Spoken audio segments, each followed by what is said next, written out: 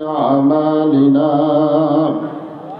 من يهدي الله فلا مضل له ومن يضلله فلا هادي له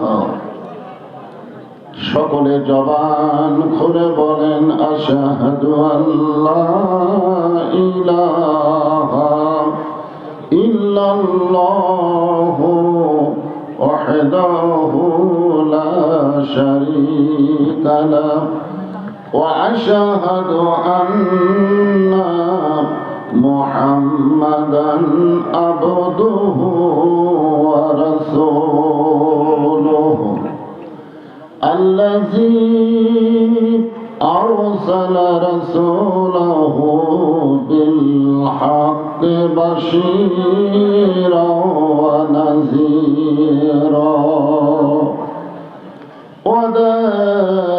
وداعيا إلى الله بإذنه وسراجا منيرا فقد قال الله تعالى في كلامه المجيد والفرقان الحميد জবান খুলে সকলে পড়েন আউযু বিল্লাহি মিনাশ শাইতানির রাজীম বিসমিল্লাহির রহমানির রহিম ইয়া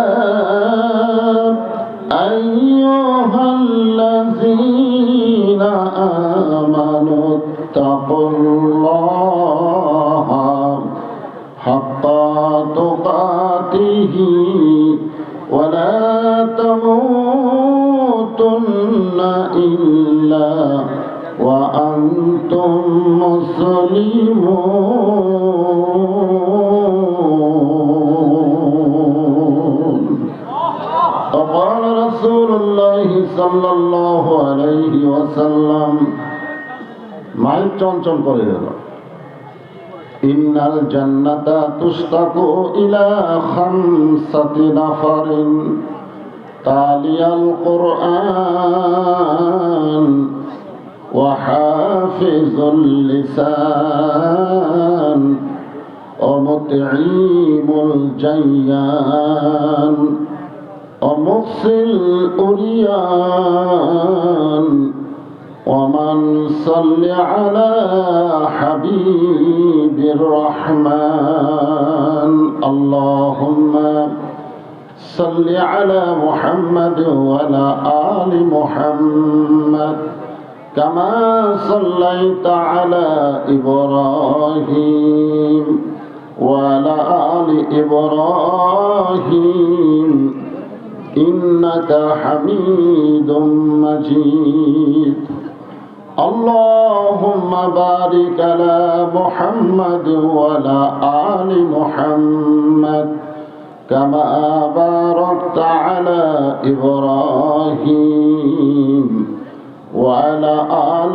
إبراهيم إنك حميد مجيد وقال الله تعالى أيضا يا أيها الذين آمنوا اذكروا الله ذكرا كثيرا وسبحوه بكرة وأصيلا لا إله إلا সকলে জবান খুলে আল্লাহর জিকির করতে কোনো শরম আছে? আল্লাহ রাসূল বলেন কোন ব্যক্তি যদি সারা জীবন পাপ করে, সারা জীবন, আর মৃত্যুর সময় যে কলেমার জিকির করতেছেন এই কলেমা বলতে বলতে যদি মারা যায় শুধুমাত্র কলেমাটা মুখে জারি থাকার কারণে আল্লাহ তার জীবনের সব গুনাহ মাফ করে দেয়। এখন বলেন এই কলেমার দাম কম না বেশি? কত বেশি? আফজালুল জিকির লা ইলাহা ইল্লাল্লাহ। সকলেই যারা দাঁড়িয়ে আছেন, বসে আছেন, যারা দাঁড়িয়ে আছেন যদি বসার জায়গা থাকে আল্লাহর রাস্তায় বসেন, আর যদি না থাকে দাঁড়িয়েই থাকেন। লা ইলাহা ইল্লাল্লাহ, লা ইলাহা, লা ইলাহা ইল্লাল্লাহ, লা ইলাহা ইল্লাল্লাহ, লা ইলাহা ইল্লাল্লাহ, লা ইলাহা। চাঁদ সূরজ আর গ্রহ তারা আল্লাহ নামের পাগল পারা। চাঁদ সূরজ আর গ্রহ তারা আল্লাহ নামের পাগল পারা। আমার আল্লাহ নামের এতই দয়া, আল্লাহ নামের এতই মায়া, লুকিয়ে রাখছেন হে আল্লাহ জোরে লা ইলাহা ইল্লাল্লাহ, লা ইলাহা ইল্লাল্লাহ মুহাম্মাদুর রাসূলুল্লাহ। রাসূলের মহব্বতে সকলেই বলি সাল্লাল্লাহু আলাইহি ওয়াসাল্লাম। বিষ্ণুপুর চক শোল্লা নাজাতুল উলুম হাফিজিয়া ও এতিমখানা মাদ্রাসা কমিটি কর্তৃক আয়োজিত, এটা মনে হয় প্রথম অধিবেশন, তাই প্রথম অধিবেশনে আল্লাহ তাআলা যিনাকে সম্মানিত সভাপতির আসনে কবুল করেছেন। মাইকের সাউন্ড ক্লিয়ার করেন, হঠাৎ জোরে হয়, আসতে হয়। আজকের এই মাহফিলের সম্মানিত সভাপতিকে অন্তরের অন্তঃস্থল থেকে আমি শুভেচ্ছা জ্ঞাপন করছি। সম্মানিত প্রধান অতিথি,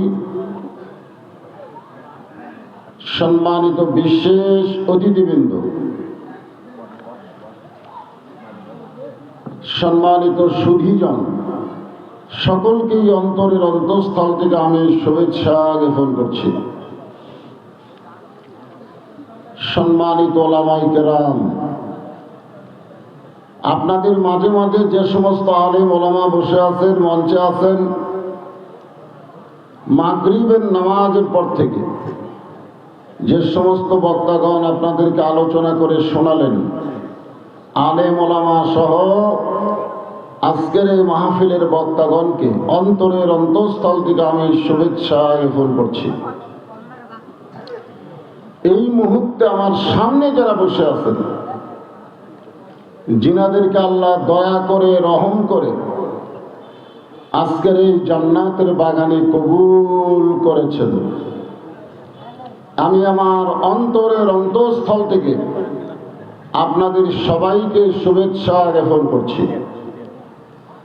সম্মানিত মা বোনেরা, পর্দার অন্তরালে বসে বসে যারা আলোচনা শুনতেছেন, তাদেরকেও শ্রদ্ধা জ্ঞাপন করে এই মুহূর্তে আমি জানতে চাচ্ছি আপনারা সকলে কেমন আছেন? আলহামদুলিল্লাহ রাব্বিল আলামিন। যে আল্লাহ শারীরিক সুস্থতা দান করে মানসিক প্রশান্তি লাভের জন্য আজকের এই জান্নাতের বাগানে কবুল করেছেন, আমরা সে আল্লাহর উপর খুশি না বেজার? তাহলে জবান খুলে সমস্বরে সকলে বলবো রব্বানা লাকাল হামদ হামদান কাসীরান তাইয়িবান মুবারাকান ফীহি। আমরা প্রশংসা করলাম কার? কেন করলাম? এমনি এমনি ঈদের দিন থেকে আলোচনা করতেছি। 2 দিন পর থেকেই জনগণ বলে, হুজুর একটু দোয়া করবেন আল্লাহ যেন বৃষ্টি দেয়। আমরা তখন থেকে প্রত্যেক মাহফিলের শেষে দোয়া করি, আল্লাহ রহমতের বৃষ্টি দিও। গত রাত্রে পাবনা 8 ঘড়িয়ায় মাহফিল করে দোয়া কমপ্লিট করে গাড়িতে চড়ার সাথে সাথে বৃষ্টি শুরু হলো। আমি বাড়ি পর্যন্ত আসলাম, বৃষ্টি ছাড়েইনি, হতেইছে। আজকে সকালবেলা আপনাদের এই মাহফিলের ভিডিও চিত্র আমার হোয়াটসঅ্যাপে দিল, আমি দেখলাম অবস্থা খুবই খারাপ। যদি আল্লাহ বৃষ্টি না দেয় তাহলে মাহফিল হবে, আর আল্লাহ বৃষ্টি দেয়নি, মাহফিলটা হচ্ছে আলহামদুলিল্লাহ। আমরা আল্লাহর প্রশংসা এই কারণেই বেশি বেশি করব যে আল্লাহ তাআলা দয়া করে আমাদেরকে জন্মসূত্রে মুসলমানের ঘরে কবুল করেছেন। মনে হয় বেদার হোসেন। অন্য ধর্মে জন্ম নিয়ে মুসলমান হয়ে মরা খুবই কঠিন। আল্লাহ কিন্তু মুসলমান হয়েই মরার কথা বলেছেন, ধরে কোন ঠিক কিনা? আমি যে আয়াতে কারিমা আজকে আপনাদের সামনে আলোচনা করব, সে আয়াতের শেষে বলা হচ্ছে লা তামুতুন্না, মৃত্যুবরণ করো না, ইল্লা ওয়া আনতুম মুসলিমুন, যতক্ষণ তোমরা মুসলমান না হবে। আপনারা অন্তর থেকে বলেন তো, হিন্দুর ঘরে জন্ম নিয়ে মুসলমান হয়ে মরা সহজ না কঠিন? খুবই কঠিন। যার প্রমাণ হলো নবীর চাচা আবু তালেব, যিনি নবীকে দীর্ঘদিন লালন পালন করলেন, অথচ মরার সময় মুসলমান হয়ে মরতে পারলেন না। আল্লাহ নবী তাকে বারবার বলেছেন, চাচা খালি একটা বার বলেন লা ইলাহা ইল্লাল্লাহ, আমি আপনার হাত ধরে জান্নাতে ঢুকাই দেব। এরপরও চাচা উত্তরে বলল, বাবা মরেই যখন যাচ্ছি, বাপ দাদার ধর্ম ছাড়তে পারবো না। যে যে ধর্মে জন্ম নেয় মনে করে তার ধর্মে আসল, ধরে কোন কথা ঠিক কিনা? আপনারা বলেন তো, সব ধর্মকে আসল? যিনি ধর্মের মালিক তিনি কে? সেই তিনি ঘোষণা করেছেন, ওয়ামাইয়াবতাগি গায়রাল ইসলাম দীনান ফালাই ইউকবালা মিনহু। আয়াতের বাংলা অর্থ হলো, ইসলাম ছাড়া অন্য কোন ধর্ম কেউ যদি গ্রহণ করে, আল্লাহ বলেছেন সেইটা কবুল করা হবে না। আয়াত দিয়ে আল্লাহ বুঝাই দিলেন একটাই মাত্র ধর্ম, তার নাম কি? আর সেই ইসলামে আমরা জন্মসূত্রে খুশি না বেজার? সবসময় আল্লাহর প্রশংসা করা লাগবে। আল্লাহ যদি মুসলমানের ঘরে না পাঠায়, হিন্দুর ঘরে পাঠাতেন, তাহলে আমাদের কি হতো? আশেপাশে হিন্দু ভাই থাকলে মন খারাপ করেন না? কারণ আপনারা যতই ধর্ম মানেন, আপনাদের ধর্ম ধর্ম না, ওগুলো হচ্ছে ভুয়া। ধরে কোন কি? ইসলাম ধর্ম ছাড়া যত ধর্ম পৃথিবীতে আছে সমস্ত ধর্ম কি? ভুয়া। ভুয়া সমস্ত ধর্ম কি? ভুয়া। কবেন সবাই বলবেন ভুয়া, বলতে পারবেন না? এখানে রহমতের ফেরেশতা আছে না নাই? ইসলাম ধর্ম ছাড়া অন্য সকল ধর্ম কি? বর্তমানে বাংলাদেশে ভুয়া শব্দটা খুব ভাইরাল হয়ে গেছে। আমাদের বগুড়ার হিরো আলম যখন 21-এর বইমেলায় ঢুকলো, তখন বইমেলার সমস্ত দর্শকেরা তাকে ভুয়া ভুয়া ভুয়া ভুয়া বলল। আচ্ছা, হিরো আলম না হয় মূর্খ মানুষ। এরপরে এক মোস্তাক বিয়া করছে এক চিংড়ি। আসলে মোস্তাক যদি একটা চিংড়িকে বিয়ে করে যদি বোরকার মধ্যে রাখতো, তাহলে কিন্তু বাংলার জনগণ বুঝবার পারতো না। জনগণ কথা ঠিক কিনা? কিন্তু শালা বদমাইশ আল্লাহর আইন পর্দাকে গুরুত্ব না দিয়া ওই চিংড়ি বউকে উদান করে নিয়ে ঘুরতেছে, যার কারণে সবাই বলল ভুয়া ভুয়া। জনগণ কথা ঠিক কিনা? আর একজন নেতা বিসমিল্লাহ ঠিক মতো খবর পারে না, খুব এমপি হয়ে গেছে। ও যখন বই মেলায় গেল, তখনও জনগণ ভুয়া ভুয়া কইল। জনগণ কথা ঠিক কিনা? আজকে আমরা ভুয়া ভুয়া বলবো, আমার কথা না আল্লাহর কথা। ইসলাম ধর্ম ছাড়া যত ধর্ম আছে সমস্ত ধর্ম হলো মাশাআল্লাহ। আল্লাহ আমাদের ভুয়া ধর্মে না পাঠায়া আসল ধর্মে কবুল করেছেন, এই জন্য প্রশংসা করব কার? আল্লাহর প্রশংসা করার 2 নম্বর কারণ হলো, আমি মাঝে মধ্যে ড্রেসিং টেবিলের সামনে আয়নায় দাঁড়িয়ে এভাবে নিজের কপালে হাত দিয়ে এরকম চুমা খাই। তো এটা আমার এক ছোট মেয়ে দেখছে, দেখার পর ওর মা রে কইছে, আব্বু কি পাগল হয়ে গেল নাকি, নিজের কপালে হাত দেয় আবার চুমা খায়। আমার বউ কইল, এই অভ্যাস কবে থেকে শুরু হয়েছে? আমি কইলাম, যেদিন আমি হাদিসে দেখলাম আল্লাহ রাসূল বলতেছেন, আমার একজন উম্মত যতক্ষণ বাহিরে থাকবে আমি রাসূল ততক্ষণ পর্যন্ত জান্নাতের মধ্যে ঢুকবো না। আমি সেদিন থেকে আমার আর কোনো টেনশন নেই। আমি যতই পাপলে মরে যাই কেন, নবী আমারে সুপারিশ করে জান্নাতে নিয়ে যাবে। ধরে কোন কথা ঠিক না? আছেন আমার মুক্তার, আছেন আমার বারিস্টার, শেষ বিচারের হাইকোর্টেতে তিনি আমায় করবেন পার। আমি পাপী রাসূল জাবিনদার। আল্লাহ যখন হাকিম হইয়া আমাদেরকে আসামি বানায় বিচার শুরু করবেন, ওই সময় আমাদের নবী উকিল হয়ে, বারিস্টার হয়ে আমাদের পক্ষে আল্লাহর সঙ্গে ওকালতি করে আমাদেরকে জামিন করে জান্নাতে নিয়ে যাবে। এমন একজন নবীর উম্মত হওয়াতে খুশি না বেজার? তাহলে জবান খুলে আর একবার বলি আলহামদুলিল্লাহ। আল্লাহর প্রশংসা করার কারণ এই যে আমার হাতে দেখেন, আমি একটা হাদিস আপনাদের সামনে তেলাওয়াত করেছি।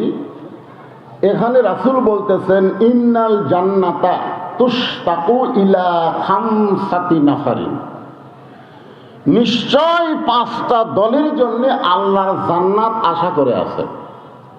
এই 5টা দলের লোকেরা জান্নাতের আশা করে না, বরং জান্নাত তাদেরকে পাওয়ার জন্য আশা করে আছে। বলে যেন সুবহানাল্লাহ। আপনারা কি জান্নাতের আশা করেন?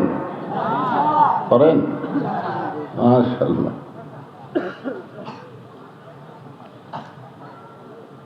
আসলে আমরা যেভাবে জাহান্নামের দিকে হাঁটতেছি, আমরা কিন্তু যে কাজকর্ম করতেছি, আমাদের চাল চরিত্র যেরকম, আমরা কিন্তু জাহান্নামের দিকেই যাচ্ছি। জোরে কোন কথা ঠিক কিনা?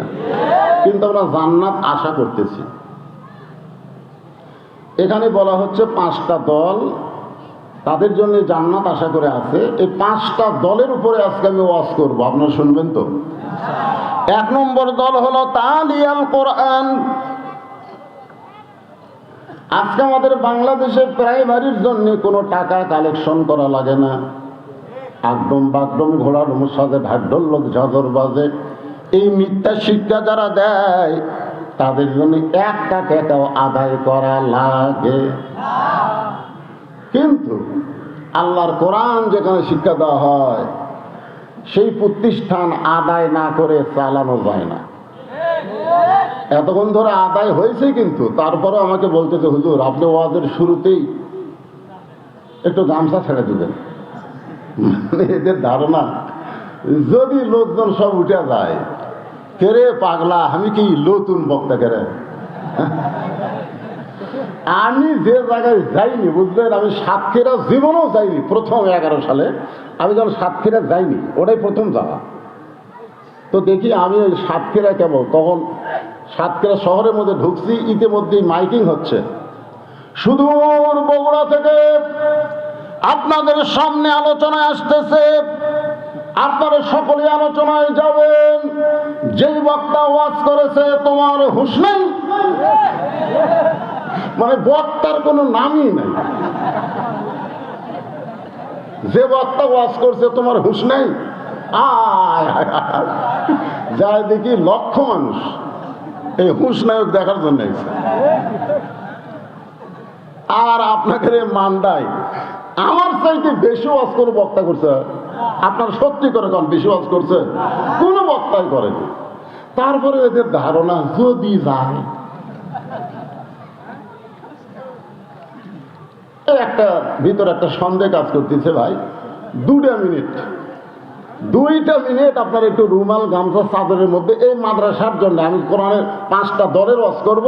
সে রাত যত হয় হোক অসুবিধা নাই, ওয়াজ করে আপনাদের নিয়ে আমি রহমতের মোনাজাত করব। এই গামছা নিয়ে কারা রেডি? নামো না কেন, নাও, ভিতরে খালি খুসখুস করতে সবাই আল্লাহর রাস্তে এই কোরআনকে মহব্বত করে। আপনারা সবাই কোরআনকে মহব্বত করেন না? এই কারা কারা করেন আল্লাহকে একটু হাত দেখেন তো দেখি। লিল্লাহে তাকবীর, হাত নামান।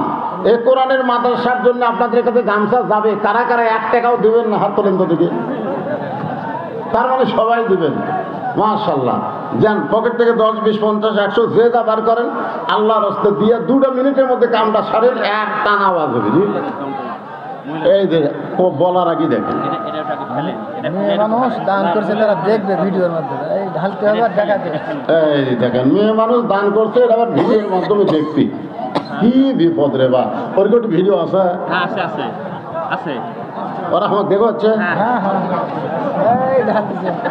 এ মায়েরা দেখেন, হায় হায় রে, হায় হায় রে, হায় হায় হায় রে। আবার না দিবে না। ও মা, খুব একটা ভালো হয়নি তো। আপনাদের কাছে আবার নির্দিষ্ট লোকেরা যাবে, অদ্গুলকে হিরোইন খোরদার না পায়। দেখুন এই মেয়ে মানুষের কাছে হিরোইন খোর, গাঁজা খোরা যায়, টাকা তুলে আরেকদিকে যায়। এই জন্য মাহফিল কমিটির নির্দিষ্ট লোককে আপনারা মা বোনদের কাছে পাঠিয়ে দেবেন, অথবা মেয়েদের মধ্যে মেয়েরাই যদি আদায় করে সেটা খুব ভালো হয়। হ্যাঁ দেন, সবাই দেন, সবাই দেন। 5টা দলের জন্য আল্লাহর জান্নাত আশা করে আছে। তার মধ্যে 1 নম্বর হলো কোরআনের দল। আমি 5টা দল নিয়ে আজকে সুন্দর করে আলোচনা করে আপনাদের শোনাবো। সবাই জিকির করে আল্লাহর রাস্তায় দিয়ে দেন, সবাই দেন লা ইলাহা ইল্লাল্লাহ। আর যারা দাঁড়িয়ে আছেন এই সুযোগে বসে পড়েন, এই সুযোগে বসেন। আমার তুলে দিতে রাত 11:30, তাই বলে মনে করছেন আমি 12টা পর্যন্ত ওয়াজ করবো? দেরি করে তুলে দিতে একটু সময় লাগবে। এই জন্য সবাই বসেন, যাদের বসার মতন ব্যবস্থা আছে বসেন, না বসে থাকলে দাঁড়িয়ে থেকে শোনেন। আর এই সুযোগে সময় সবাই একটা আল্লাহর জিকির করেন, লা ইলাহা ইল্লাল্লাহ, লা ইলাহা। পাহাড় পর্বত নদ নদী এ নামে গাহে নিরবধি। পাহাড় পর্বত নদ নদী এ নামে গাহে নিরবধি। আমার আল্লাহ নামের এতই মধু, আল্লাহ নামের এতই জাদু, লুকিয়ে রাখছেন হে আল্লাহ জোরে লা ইলাহা ইল্লাল্লাহ, লা ইলাহা মহব্বতে লা ইলাহা। মধুর কি বললেন? আচ্ছা, রুমাল যেন আবার হারায় না, কি টেনশন হইলে। আদায় করবার দিছে আবার হারানোরও টেনশন করতেছে। কয়টা গুনে দেয় করে।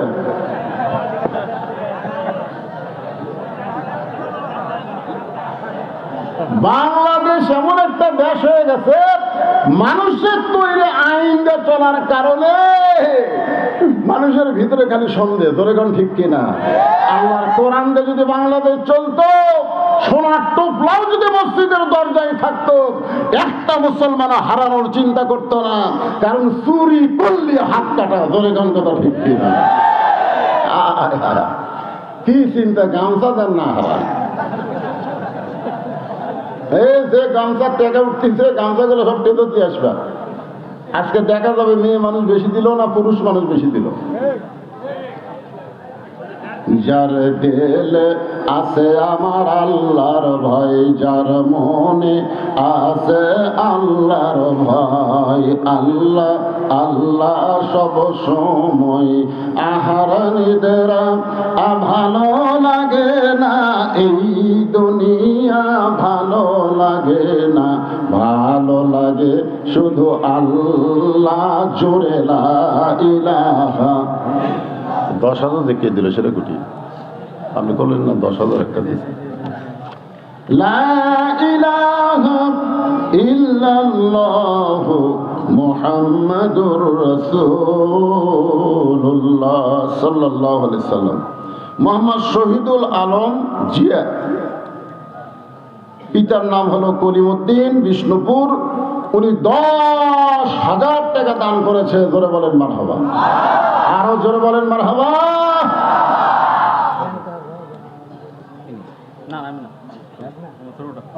আপনি ছোটটা তা আপনি কি দিচ্ছেন? হ্যাঁ, কখন দিবেন? আর আদায় করবো না তো, টানা আওয়াজ হবে আবার আদায় আদায় যাওয়া হয়ে গেছে। এই গামছা আসা পর্যন্তই শেষ। মানুষের একটা বিরক্ত আছে না নেই? ওয়াজ শুনবার এসে খালি আদায় খালি আদায়। কোন আপনারটা কোন তো দিই কোন আপনার যেটা দিছে নগদ 5,000, বাকি 5,000। আপনার নাম? আব্দুল মান্নান। আব্দুল মান্নান সাহেব 10,000 টাকা ধরে বলেন মারহাবা। নগদে 5, বাকি 5, 10,000 টাকা দান করেছে আমার ভাই। আল্লাহ তার দানকে কবুল করুক। জোরে কোন আমিন। আপনি তো দিতেন বাবা, আপনি দিবেন না? কোন একটা কোন 1,000 নগদ, 4,000। আজকে এই মাদ্রাসার সভাপতি আপনি, তাই না? উনি 1,000 নগদ, 4,000 টাকা বাকি, মোট 5,000 টাকা দান করেছে। আল্লাহ তার দানকে কবুল করুক। জোরে কোন আমিন। ওইটা হেড স্যার আপনি কোন কোন এলা আদায় শেষ করতে এক নাই স্যার। হুজুর, এই যে নগদ 5,000। মাশাআল্লাহ, উনি নগদে 5,000 দিয়ে দিয়েছে। হেড স্যার কোন 20,000 আপনার কবির, এটা চাঁদা হলো। দান হচ্ছে নিজের অন্তর থেকে যেটা দিবে সেটার নাম হলো দান, আর জোর করে যেটা নেওয়া হবে সেটার নাম হলো চাঁদা। ঠিক কিনা বলেন? তা আপনারা ওনার কাছ থেকে চাঁদা চান না দান চান? চাঁদা দিয়ে মাদ্রাসা করলে ফেটে যাবে, আর দান দিয়ে মাদ্রাসা করলে যতই ঝড় ঝাপটা হোক থাকতে না, খালি তেল তেলাই থাকবে। তো হেড স্যার 5,000 টাকা খুশি মনে দান করছে। আল্লাহ তার দানকে কবুল করুক। আল্লাহ হ্যাঁ, বিদেশ থেকে বা কোন দেশ? সৌদি আরব তো ভালো পয়সা বাড়ায়। 1,000 সাথে 4 দিও, 5,000 দাও। আচ্ছা, 5,000 টাকা দান করবে আল্লাহ। সৌদিতে থাকে প্রবাসী, আল্লাহ তার দানকে কবুল করেন। জোরে কান আমিন। এই গামছার আদায় শেষ, আর তো আদায় দেখা যাচ্ছে না, শেষ। এখন আসেন তাহলে 5টা দলের মধ্যে 1 নম্বর দল হলো তালিয়াল কোরআন। আল্লাহ কোরআনে বলেন, ইন্নামাল মুমিনুনা আল্লাযীনা ইযা যুকিরাল্লাহু ওয়াজিলাত কুলুবুহুম ওয়া ইযা তুলিয়াত আলাইহিম আয়াতুহু যাদাতুহুম ঈমানাও ওয়া আলা রাব্বিহিম ইয়াতাওয়াক্কালুন।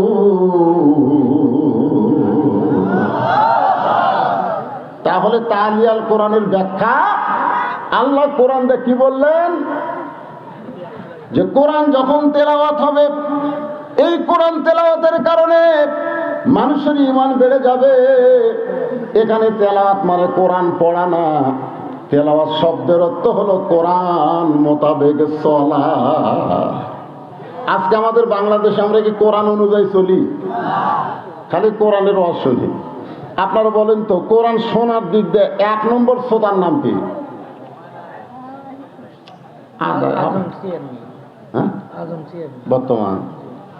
বর্তমান চেয়ারম্যান সাহেব আজম সাহেব 3,000 টাকা দান করছে আল্লাহ, আর 3,000 বাকি, মোট 6,000। এখন আর আদায় দেন না, পরে দেন। তাহলে কি বুঝলেন? এই একটু খেয়াল করে শোনা লাগবে তো, রাত বেশি হয়ে গেছে তো। এখন কোরআন শোনার দিক দিয়ে 1 নম্বরকে আপনারা তো আমার সামনে বসে আবার শুনতেছেন। আর 1 নম্বর শ্রোতা নবী গভীর রাত্রে কোরআন তেলাওয়াত করেছে। ও ঘরের পিছনে দাঁড়িয়ে দাঁড়িয়ে সারা রাত কোরআন শুনছে। জোরে বলেন, তার নাম কি? আয় আয় রে, মানে শোনার দিক দিয়ে 1 নম্বর। কোরআনের পক্ষে আবার তারিফ করতেছে আবু জেহেল। সকালবেলায় মিটিং এর মধ্যে বলতেছে, এত সুন্দর কোরআনের বাণী, রাতটা কোন দিক দিয়ে গেল আমি বুঝবারই পারিনি। সুবহানাল্লাহ বলবেন না? এত সুন্দর কোরআনের বাণী, রাতটা কোন দিক দিয়ে গেল আমি বুঝবারই পারিনি। আবু সুফিয়ান বলে, নেতা, যেই কোরআন শুনতে এত ভালো লাগে, রাত কোন দিক দিয়ে যায় বোঝা যায় না, সেই কোরআন ধরলে অসুবিধা কি? একটা হলো শুনলে, একটা হলো ধরলে। এই যে আপনারা শুনতেছেন, খালি শুনলে হবে না, এটা ধরা লাগবে, ধরা ধরা। আজকে যদি সব মুসলমান কোরআন ধরতে চাইতো, তাহলে প্রাইমারি ভিক্ষা করে চালান লাগতো, মাদ্রাসা ভিক্ষা করা লাগতো না। ধরে ভিক্ষা না। আজকে সারা জীবন কোরআনের শত্রুতা করছে, কোরআনের হক কথা শুনবার চাইলে হক কথা বলবে, মাহফিল বন্ধ করে দিছে। ওই নেতা মরে গেলে আমরা অনেক হুজুর তার লাশের কাছে কোরআন শুনাই। ধরে কোন কথা ঠিক কিনা? সারা জীবন কোরআনের বিরুদ্ধে চারণ করছে, আর মরে গেলে কোরআন খতম দিয়ে তার জন্য দোয়া করতেছে, রব্বানা যালামনা। আল্লাহ কয় কোরআন মরা মানুষের জন্য না রে, কোরআন হলো জীবিত মানুষের হেদায়েতের খোরাক। আবু সুফিয়ান বলেন, নেতা, যেই কোরআন শুনতে এত ভালো লাগে, সেই কোরআন ধরলে অসুবিধা কি? আবু জেহেল বলতে, আবু সুফিয়ান, এই কোরআনকে যদি গ্রহণ করি, তাহলে তোর আমার নেতৃত্ব চলবে না, তোর আমার ভুয়া নেতৃত্ব চলবি না।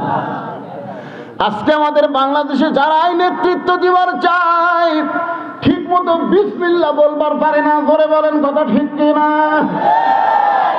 যদি আল্লাহর কোরআন তেলাওয়াত করবার না পারে, তারা আসল নেতা না, তারা হলো ভুয়া নেতা। ধরে বলেন কি নেতা? আরো জোরে বলেন কি? জোরসে বলেন। জোর হলো না, আরো জোরে।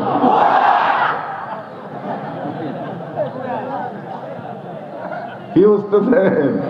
কোরআন খালি শুনলে হবে না ভাই রে, এই কোরআনকে গ্রহণ করা লাগবে। কোরআনকে যদি বান্দা গ্রহণ করে, সেই মানুষটা কেমন হবে? যেই মানুষটা 1 নম্বর সন্ত্রাসী ছিল, যেই মানুষটা নাঙ্গা তরবারি নিয়ে নবীকে হত্যা করার জন্য রওনা দিয়েছিল, সেই মানুষটা কোরআনের পরশ পাইয়া এক সময় আল্লাহ তাআলা অর্ধ পৃথিবীর খলিফা বানায় দিল। দেখেন কোরআনের পরশ পাইলে তার চরিত্র কেমন হয়। বাংলাদেশের মতন 96টা দেশের খলিফা মসজিদের মেম্বারে দাঁড়ায় খুতবা দিচ্ছেন। খুতবা মানে আমাকে নেতারা ভাষণ দিল না, আরবিতে খুতবা, বাংলায় কি? ভাষণ দেওয়া। ওমর ফারুক যখন ভাষণ দিচ্ছেন, এমন সময় মাঝখান থেকে একজন দাঁড়িয়ে বলতেছে, আমির আল মুমিনিন, আপনার ভাষণ আমরা শুনবো না। প্রধান বক্তা এসে গেছে, আর ভাষণ চলে না, সেটা না। আমির আল মুমিনিন, আপনার ভাষণ আর শুনবো না। ওমর ফারুক বললেন, আমার অপরাধ কি? সাহাবী বললেন, আপনার অপরাধ হলো আমাদেরকে খাটো পাঞ্জাবি দিয়ে আপনি লম্বা জুব্বা পরে খুতবা দিচ্ছেন, আমাদেরকে বাইতুল মাল থেকে খাটো পাঞ্জাবি দিয়ে, আর আপনি লম্বা জুব্বা পরে খুতবা দিচ্ছেন। যতক্ষণ আপনার লম্বা জুব্বার কাহিনী না বলবেন, ততক্ষণ আপনার খুতবা আমরা শুনবো। আচ্ছা, ওমর ফারুকের কি চামচা নাই? চামচা। এত বড় নেতাকে একটা লোক অপমান করতেছে, আর একটা চামচাও কথা কয় না। আল্লাহর কোরআন দিয়ে যখন রাষ্ট্র চলবে, তখন কোন চামচা থাকবে না। ধরে বলেন কথা ঠিক কিনা? আসরের নামাজ 4 রাকাত, তুমি 2 রাকাতে বসো, সমস্যা নাই। 4 রাকাতে বসো, সমস্যা নাই। কিন্তু 3 রাকাতে বসলা কেন? তুমি যত বড় ইমাম হও, তোমার যতই ভক্ত থাক দুনিয়ায়, একটা ভ্যানওয়ালা পর্যন্ত তোমাকে লোকমা দিয়া খাড়া করে দিবে। ধরে কোন কথা ঠিক কিনা? ওঠ ওঠ, তো ওঠ ওঠ তো কর পারেন, আল্লাহু আকবার। ওমর ফারুক চোখের পানি বের করে কাঁদতেছেন। কেউ যখন ওমর ফারুকের পক্ষে কথা বলতেছেন, এমন সময় আব্দুল্লাহ ইবনে ওমর, ওমর ফারুকের সন্তান, 6 লক্ষ হাদিসের হাফেজ, 30 পারা কোরআনের হাফেজ। নেতা কাক কয় দেখছেন? নেতার বেটা হাফেজ রে। আর আমাদের নেতার বেটা জীবনে মাদ্রাসার বারান্দার যায়নি। ধরে কোন কথা ঠিক ঠিক। মাঝে মধ্যে এসে 1 লাখ 2 লাখ টাকা দিয়ে যায়, তুলবার গেলে যে কি ঠেলা ভাই। আমার এক মাদ্রাসা আছে, এক এমপি সাহেব 4 টন টিয়ার দিছে।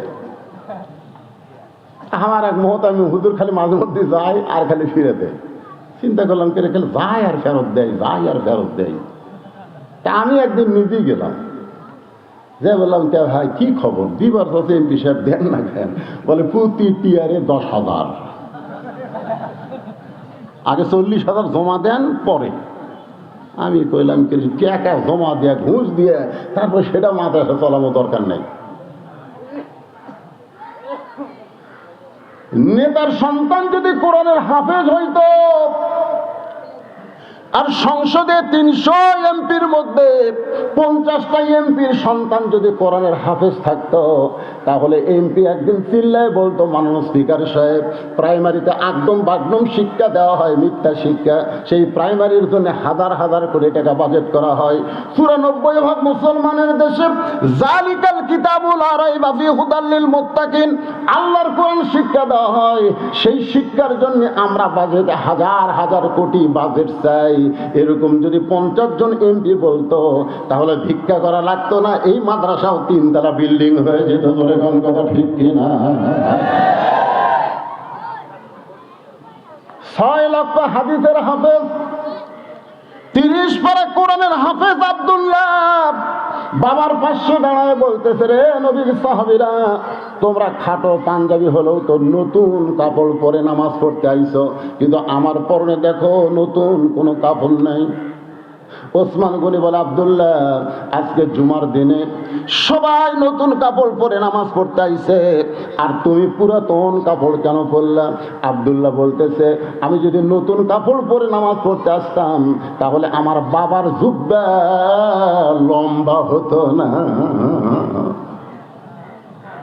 তোমরা তো সবাই ঘুম পাড়ো, তোমরা সবাই যখন ঘুমাও তখন আমার বাবা ঘুমায় না। তোমরা সবাই যখন ঘুম পাড়ো, অর্ধ পৃথিবীর খলিফা আমার বাবা তখন ঘুমায় না। বহুদিন আমি মাকে দেখেছি দরজায় দাঁড়িয়ে থাকতে। আমি মাকে জিজ্ঞাসা করতাম, মা, আমার বাবা কোথায়? মা বলতেছে, মানুষের দুঃখ কষ্ট দেখার জন্য ঘুরতেছে। অর্ধ পৃথিবীর খলিফা, কোরআনের পাগল, ঘুরতেছে, দেখে মরুভূমির মধ্যে তাঁবু টাঙ্গায়া কে যেন কি পাক করতেছে, আর 2টা বাচ্চা খালি মা মা বলে কাঁদতেছে। উমর ফারুক চিন্তায় পড়ে গেলেন, এত রাত্রে কি পাক করে, বাচ্চাগুলো কান্দে। নিকটে গিয়ে বলতেছে, মা, তুমি এমন কি করতেছো? তোমার বাচ্চাগুলো ক্ষুধার জ্বালায় কান্দে, আর তুমি তাদের খাবার দাও না। উটের গোস্ত হলে বড় জোরে 1 ঘন্টা লাগবে, দুম্বার গোস্ত হলে 8 ঘন্টায় সিদ্ধ হবে, গভীর রাত হলে এখনো সিদ্ধ হয় না। তুমি কেমন মা, তোমার কি দয়া নাই? মা কান্দের বলে, পথিক, তুমি যে দিক দিয়ে যাচ্ছিলা সেই রাস্তা দিয়ে যাও। আমার বাড়ি হলে ইয়ামিন দেশে। আমি গতকাল মদিনার খলিফা ওমরের কাছে আইছিলাম, কিন্তু এত মানুষের ভিড়, আমি ওমরের কাছে যাবার পারি নাই। আমার ক্ষুধার্ত সন্তানকে নিয়ে আমি মরুভূমির মধ্যে তাঁবু টাঙ্গায়া, আমার সন্তান যখন বারবার খাবার চায়, আমি পাতিলে পানি আর পাথর দিয়া নিচে আগুন জ্বালায় সিদ্ধ করতেছি। আমার পাতিলের পাথর কোনোদিন সিদ্ধ হবে না। আমার সন্তানকে এত বেশি খিদা লাগছে, আমি মনে করেছিলাম ওর এক সময় ঘুমায় যাবে। আমার মনে হয় আমার সন্তান 2টা রাত কাটাবার পারবে না। সঙ্গে সঙ্গে হযরত ওমর এক দৌড় বাইতুল মালের দরজায় গিয়ে বলে, আসলাম, তাড়াতাড়ি 1 বস্তা খাবার আমার মাথায় উঠায় দে। আসলাম বলে, আমির আল মুমিনিন, আমি হলাম চাকর, কি কোথায় নিয়ে যাওয়া লাগবে আমার হুকুম দেন। ওমর ফারুক বলে, আসলাম রে, একজনের পাপের বোঝা আর একজন মাথায় নেয় না, যে আমার মাথায় উঠায় দে।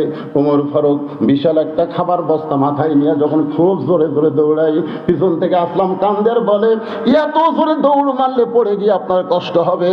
ওমর ফারুক বলেন, নির্দিষ্ট সময়ে যদি যাবার না পারি, ওমরকে জাহান্নামের আগুনে পড়তে হবে। এক দৌড়ে গিয়ে তাঁবুর পিছনে দাঁড়ায় বলে, মা, রুটি আর হালুয়া তৈরি করো। বস্তার খাবার নিয়ে মা রুটি হালুয়া তৈরি করে যখন ওমর ফারুকের হাতে দেয়, ওমর ফারুক 2টা সন্তানকে 2 উরুর উপরে নিয়ে রুটি হালুয়া যখন মুখের মধ্যে দেয়, 2টা সন্তান মুখের দিকে ফেল ফেল করে তাকায় কান্দে। কে গো তুমি? বাবার দরদ নিয়ে আমাদের সামনে গভীর রাত্রে হাজির হইছো। মেয়েটা চিল্লায় বলে, পথিক, উমর যদি মদিনার খলিফা না হইয়া তুমি যদি মদিনার খলিফা হইতো তাহলে মদিনা আল্লাহর জান্নাত হয়ে যেত।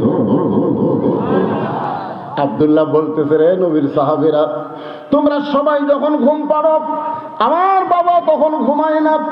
গভীর রাত্রে আমার দরজায় গিয়ে ডাকতেছে, আব্দুল্লাহ আব্দুল্লাহ বলে ডাকতেছে।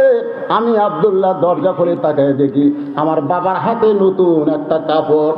আমি খুশি হয়ে বললাম, বাবা, বাইতুল মাল থেকে একটা কাপড় আমারে দেওয়া হয়েছে, আবার গভীর রাত্রে আর একটা গোপনে আমারে দিবে রাইছেন।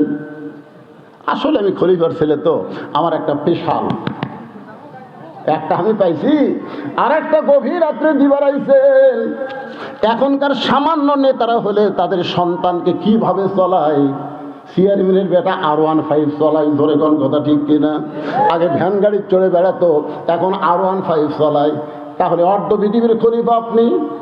বাইতুল মাল থেকে একটা কাপড় আমি পাইছি, আর একটা গভীর রাত্রে আমার দিবার আইছেন। সঙ্গে সঙ্গে হযরত ওমর আল্লাহর কোরআন থেকে তেলাওয়াত করতেছে, ইন্নাল্লাহা ইয়ামুরুকুম আন তুআদ্দুল আমানাতি ইলা আহলিহা ওয়া ইযা হাকামতুম বাইনান নাস আন তাহকুমু বিল আদল। আল্লাহু আকবার, আল্লাহু আকবার।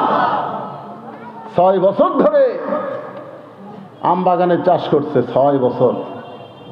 এবার জ্যৈষ্ঠ মাসে দেখবার গাছে আম পাকছে কিনা, যা দেখে গাছের ডালে ছোট্ট একটা বাচ্চা পাক আম পাড়তেছে আর ব্যাগের মধ্যে তুলতেছে। বাগানের মালিক বলে, আমি খাইনি, আমার পরিবারের কেউ খায়নি, আর তুই আমার গাছে তোর আম পাড়তেছিস, তোর বাপক যা বিচার দেবো রে, এই তোর বাপক যা বিচার দেবো। ছেলে খালি মুচকে মুচকে হাসে। বাগানের মালিক বলে, হাসিস কেন? বলে, হাসার কারণ হলো আমার বাবা কোথায় যা বিচার দেবেন, আমার বাবা।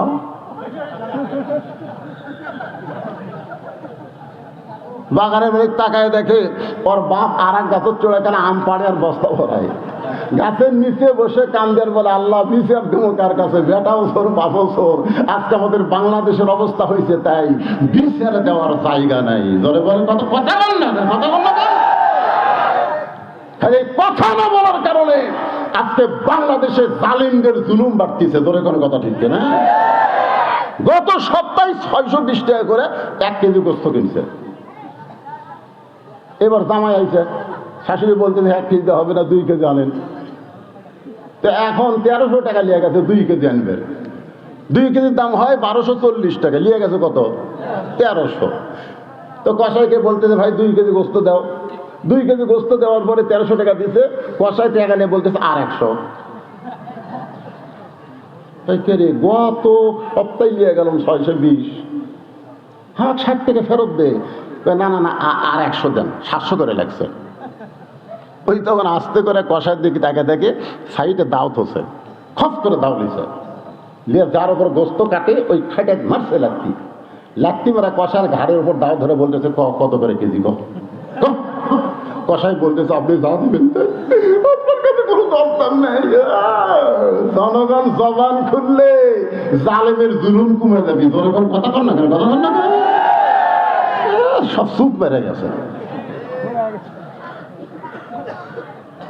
যেই ভারত আমাদের বাবরি মসজিদ ভাঙ্গা, বহু ফাঁকা জায়গা ভারতে আছে, আছে না নাই? জোরে কোন আছে না নাই? ফাঁকা জায়গায় রাম মন্দির না বানায়া মসজিদ ভাঙ্গে মসজিদের জায়গাতে রাম মন্দির বানালো। আর সেই ভারতের স্টার জি বাংলা আমাকে মেয়াগুলা দেখে, একটা মরদ তাকে শাসন করে না। জোরে কোন কথা কর না কেন? জবান বন্ধ হয়ে গেছে। বাংলাদেশের মুসলমান নামাজ না পড়তে পারে, কিন্তু মসজিদকে জীবনের চাইতে ভালোবাসে। ধরে কোন কথা ঠিক কিনা? তো যেই ভারত আমাদের বাবরি মসজিদ ভাঙ্গা রাম মন্দির বানালো, সেই ভারতের চ্যানেল বাংলাদেশে চলবে? তা আপনার বাড়ি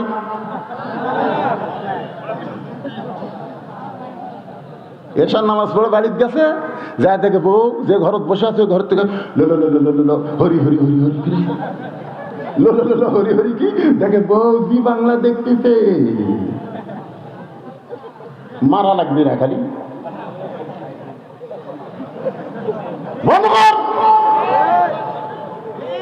মুসলমানের ঘরে ভারত চলবে না। মুসলমান ভারতকে বয়কট ঘোষণা করলে বলে কথা ঠিক না। আমাদের কলিজা আগুন ধরে দিছে মসজিদের জন্য, শুধু মসজিদের জন্য 30,000 ফিলিস্তিনি শহীদ হয়ে গেছে, ধরে তার কথা ঠিক কিনা? শুধু মসজিদের জন্য ছোট ছোট বাচ্চারা পর্যন্ত জীবন দিচ্ছে যে বাইতুল মুকাদ্দাস আমাদের দখলে দিবি না, এই জীবন আমরা রাখবো না।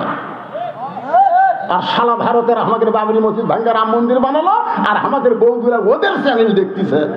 এই মেয়ার ও শুনে কি হবে রে? আবার প্রজেক্টরের মাধ্যমে আমার দেখাচ্ছে।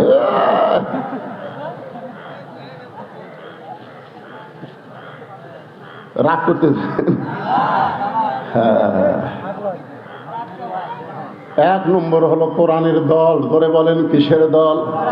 আমি সেই কোরআনের দলকে নিয়ে আপনাদের সামনে ওয়াজ করতেছি। তারপরে 2 নম্বর হলো হাফিজুল লিসান, 3 নম্বর হলো মুতাইমুল জাইয়ান, 4 নম্বর হলো মুফসিল উরিয়ান, আর 5 নম্বর হলো ওমান সাল্লি আলা হাবিবির রহমান। এই 5টা দলের পর ওয়াজ করতে যদি 1টা বাজে আপনাদের আপত্তি আছে না? আপনাকে এলাকার কাজ কাম লাগিতে, বুঝছেন না? আমি কিন্তু এখানে এশার নামাজের অনেক আগে আছি। আপনারা জানেন আমি কখন আছি জানেন? এশার নামাজেরও 8 ঘন্টা আগে আছি। কিন্তু আমার তুলে দিবি 10টায়, আমাকে বলতে 10টার মধ্যে তুলে দেবো। আমি চিন্তা করলাম টাটকা 2 ঘন্টা ওয়াজ করে 12টায় মনোভাব করবো, এটা টাটকা ওয়াজ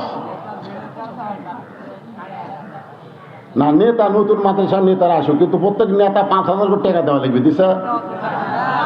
আমি আমার জীবনে 39 বছরের ওয়াজের বয়সে কোরআনের মঞ্চে মহিলা মানুষ ভাষণ দেয় আজকে প্রথম শুনছি ভাই। আমার 39 বছরে তুমি গলার কাছে গলার দড়ি দেওয়া লাগবে রে, জোরে কর কথা ঠিক কে রে? ওর স্বামী কি মরছে কে রে? তো বইয়ের পক্ষে স্বামী দোয়া চাবি রে।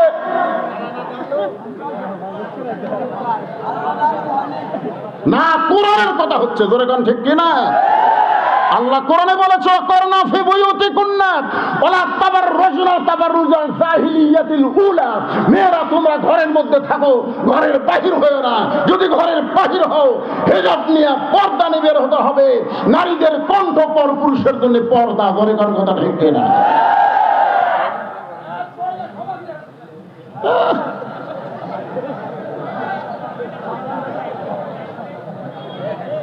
ঘুম ধরবি? ঘুম ধরিচ্ছে?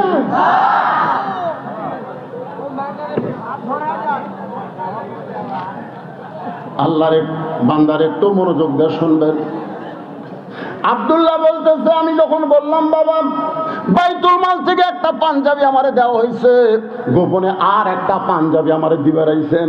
আসলে আমি খলিফার সন্তান, আমার ভাগ্য ভালো। সঙ্গে সঙ্গে ওমর ফারুক কোরআন থেকে একটা আয়াত তেলাওয়াত করলেন। আয়াতের বাংলা অর্থ মনে হয় আপনারা বুঝেন নাই, বুঝছেন? যখন বুঝেছেন কি বললেন? ইন্নাল্লাহা ইয়ামুরুকুম আন তুআদ্দুল আমানাতি ইলা আহলিহা ওয়া ইযা হাকামতুম বাইনান নাস আন তাহকুমু বিল আদল। আব্দুল্লাহ রে, যেদিন থেকে মদিনার খলিফা হইছি সেদিন থেকে গোটা রাষ্ট্র আল্লাহ আমাকে আমানত স্বরূপ দিয়েছে। আমানত, ধরে কোন কি? এই পাঞ্জাবিটা আমার ভাগে পড়ছে বাজান। এই ছোট পাঞ্জাবি গায়ে দিয়া আগামীকাল খুতবা কেমনে দেব? তোর কাপড়টা একটু আমারে দান করে দে, তোরটা আর আমারটা মিলা আমি একটু লম্বা জুব্বা বানাবার চাই। আব্দুল্লাহ বলে, নবীর সাহাবীরা রে, আমার নতুন কাপড়ের টুকরা আমার বাবাকে দান করার পর বাবা সারা রাত তার কাপড় আমার কাপড় একত্র করে লম্বা জুব্বা বানায় খুতবা দেয়। এখন বলো খুতবা শোনা যায় কিনা যায়? সমস্ত সাহাবীরা কান আল্লাহর কোরআন দিয়ে যখন রাষ্ট্র চলবে, এমন ভালো নেতা মুসলমান দেখতে পাবে। তাহলে আল্লাহর কোরআনের দরকার আছে না নাই? আল্লাহ কোরআনে বলতেছেন, একটু মনোযোগ দিয়ে শুনবেন। জালিকাল কিতাবু লা রাইবা ফি হুদাল লিল মুত্তাকিন।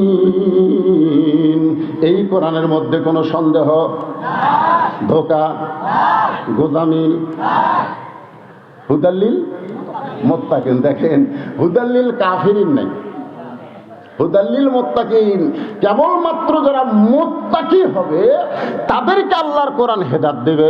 এই মুত্তাকির এক নম্বর বৈশিষ্ট্য হলো আল্লাযীনা ইউমিনুনা বিল গায়ব, অদৃশ্যের প্রতি বিশ্বাস স্থাপন করা। কেউ না দেখলেও কে দেখতেছে? আরো জোরে।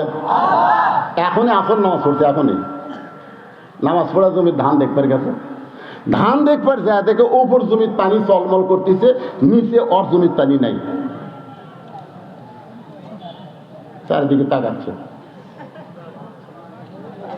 কেউ নাই, কেউ নাই। আস্তে করে বসে, বুঝলেন, ওই দুই হাত দিয়ে হাল কাটছে, কাটা ওই পানি দিয়ে হাত ধরছে, দুই আবার খাড়া হয়ে চারিদিকে তাকাচ্ছে, কেউ দেখেনি। আলহামদুলিল্লাহ, কেউ দেখেনি। আপনার বলেন তো, কেউ দেখছে?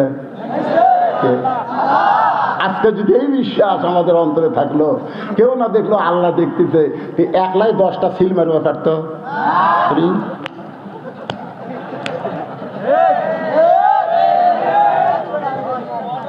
যারা একলাই 10টা করে সিল মারে, ওরা যদি হওয়া থেকে মরা পর্যন্ত কোরআনের মাহফিল ওয়াজ শোনে, এরা মুত্তাকি হবার পারবে না। মুত্তাকির এক নম্বর বৈশিষ্ট্য হলো কেউ না দেখলো আল্লাহ দেখতেছে। জোরে বলেন, কথা ঠিক কিনা? 4,000 টাকা দোকান থেকে আদায় হতে ভুল না পারবে, দোকান থেকে স্যার এরা টাকা ঠিক করে ফেলে দিছে। এ যারা দোকান দিয়েছে কোকো ছাড় দেন নে, যে না ছাড় দিবি সবগুলো থামি হাইতে আর মানে 10, 20, 50 টাকা 10, 20, 50 টাকা করে যারা দোকান দিছে ওর কোকো ছাড় দেয়নি। এরপর থেকে আপনারা একটা নিয়ম করবেন, কোরআনের মাহফিলের পাশে যদি দোকান বসে, প্রত্যেক দোকানকে 500 টাকা করে নেবেন। এই সারারা কিন্তু মাহফিলের কিন্তু ফোতার টান দিতে, তোর এখন কথা ঠিক কিনা? ছাড় দেওয়া যাবে না। আজকে 4,000 টাকা দোকানদাররা দান করছে, আল্লাহ তাদের দানকে কবুল করুক। জোরে কোন আমিন। জোরে বলে আল্লাহ। এই স্লিপ এখন দিয়ে না আদায় করতেছি তাই।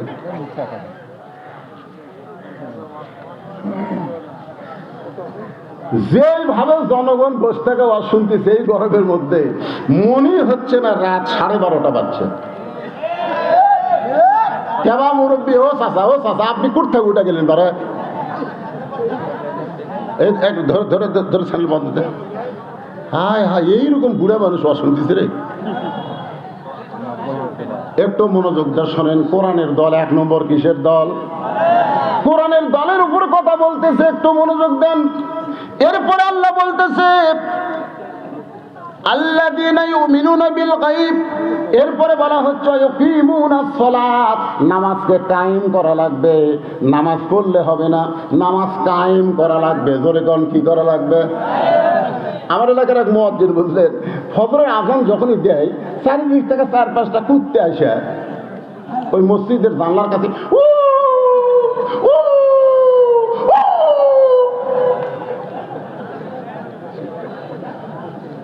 আমি চিন্তা করলাম, কেন মুয়াজ্জিন আযান দেয়, কুত্তা করে বাজলো কার? একদিন আমি মুয়াজ্জিনকে বললাম, যে মুয়াজ্জিন ভাই, আপনাকে এখন সবচেয়ে বিরক্ত কে করতেছে? কয় হুজুর, এই 4-5টা কুত্তে হুজুর। এই এরা ঘুম পড়ে, কিন্তু আমি যে আযান দেওয়া শুরু করি, তারা মসজিদের জানলার কাছে এসে হু হু করে। আমি কইলাম, কি জোরে করে ভাই? কয় হুজুর, আমি তো বুঝবার পারতেছি না। আমি মুয়াজ্জিনকে কানে কানে কইলাম, মুয়াজ্জিন, আপনি সত্যি করে বলবেন, আল্লাহ কোরআনে বলেছেন ওয়ামান আহসানু কাওলাম মিম্মান দাআ ইলাল্লাহ ওয়া আমিলা সালিহান ওয়া ক্বালা ইন্নানি মিনাল মুসলিমিন। আচ্ছা, আপনি যে আসসালাতু খায়রুম মিনান নাওম বলতেছেন ফজরের আযানে, আপনার বেটা নামাজ পড়ে? মুয়াজ্জিন বলতেছে, হুজুর, আমার 3টা আগে আছে, এক শালা নামাজ পড়ে না। আমি করব এই জন্য কুত্তা লোকমা দিছে যে তুমি আযান দাও, তোমার বেটারাই নামাজ পড়ে না। ওয়াকিমুস সালাত মানে কি? শুধু মুয়াজ্জিন নামাজ পড়লে হবে না, মুয়াজ্জিনের 14 গোষ্ঠী নামাজ কায়েম করা লাগবে। বলে এটা কথা কন না কেন? মুমিনদের 2 নম্বর বৈশিষ্ট্য হলো নামাজ কায়েম করতে হবে। বর্তমান প্রধানমন্ত্রী 564টা মসজিদ বানা দিছে, আলহামদুলিল্লাহ। কোন আপনাদের মান্দাত আছে না নাই? নাই? আচ্ছা হচ্ছে তো, হবি না? এই মসজিদের নাম কি? মডেল মসজিদ। জোরে বলেন নাম কি? এক নেতা আমারে কয়, হুজুর আপনারা বক্তারা আমাদের প্রধানমন্ত্রীর কোনো সুনামি করেন না। প্রধানমন্ত্রী 564টা মসজিদ বানায় দিচ্ছে, সেই প্রধানমন্ত্রীর নামে কিছুই বলেন না। আমি বললাম প্রধানমন্ত্রী 564 কেন, 5 লক্ষ মসজিদ বানায়া দিলেও কোনো লাভ হবে না। কারণ মসজিদ বানানোর জন্য আল্লাহ প্রধানমন্ত্রী বানায়নি, আল্লাহ নামাজ কায়েমের জন্য প্রধানমন্ত্রী বানাছে। আল্লাহ কোরআনে বলেছেন, আল্লাযীনা ইম্মাক্কান্নাহুম ফিল আরদ, মুসলমানের মধ্যে কাউকে যখন ক্ষমতার চেয়ার দেওয়া হয়, তার 1 নম্বর কাম হলো পদ্মা সেতু নির্মাণ করা, 1 নম্বর কাম হলো 4 লাইন রাস্তা করা, 1 নম্বর কাজ হলো 564 মসজিদ করা। এগুলো সবই কাজ, তবে 1 নম্বর কাজ হলো নামাজ কায়েম করা। আজকে যদি প্রধানমন্ত্রী ঘোষণা করে যে করোনার সময় কি করলো পুলিশেরা, মুখত খালি মাস্ক না থাকলে কি করতো, মনে আছে আপনাকে? আমি একটা মৌলানা মানুষ, আমার মুখত মাস্ক নাই, 5,000 টাকা জরিমানা। আপনারা দেখেননি, ফেসবুকে দিছিল। হ্যাঁ, মানে আমারটা এই জন্যই করছে যে আপনি একটা মৌলানা হয়ে মুখত মাস্ক পরেননি, এই রাগের ছড়ি। আসলে 200 টাকা জরিমানা, কিন্তু আমার 5,000 করছে। আপনারা বলেন প্রধানমন্ত্রী যদি ঘোষণা করে, শুধু মডেল মসজিদ নয়, মডেল মসজিদে মুয়াজ্জিন যখন আজান দিবে, ওই আজান দেওয়ার সাথে সাথে মুসলমান দাবি করে মসজিদের মধ্যে ঢোকে না, ওদের পাছার কাপড় খুলে 5টা করে বাড়ি। এই আইন যদি প্রধানমন্ত্রী চালু করে দেয়, আপনারা বলেন তো আমাদের যুবকেরা আজান দেওয়ার পরে বাইরে ঘুরবি?